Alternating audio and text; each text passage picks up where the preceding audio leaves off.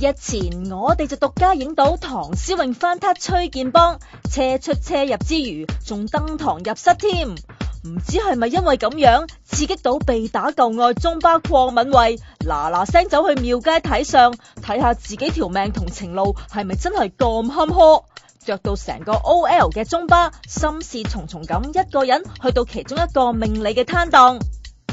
師傅，究竟我嘅真命天子幾時出現啊？嗱，就咁嚟講呢，其實你隻掌呢嚟講呢都幾有肉地噶，咁嚟講呢都會揾到啲錢嘅。不過咁嚟講呢，你天生嚟講都係格鬥格嘅。吓，又要俾人打？唔係，咁樣嚟講，其實我想話你嘅事業上嚟講呢都好多競爭嘅。咁嚟講呢就師傅，咁嚟講呢，我呢問姻緣啊，我要拍拖啊嚟講呢。咁真係咁嘅，其實咧你拍拖呢方面嚟講咧，都唔係話唔好嘅。不過咁嚟講咧，就其實你拍拖咧就都幾多對手噶。講咩啊？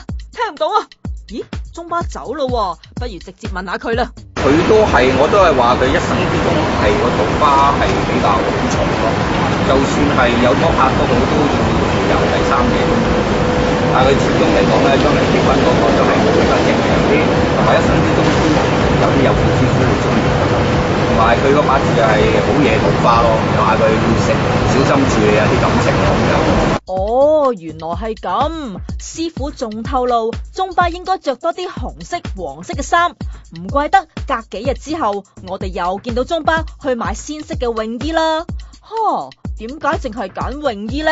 啱嘅，要吹桃花，着得越少，應該會越勁。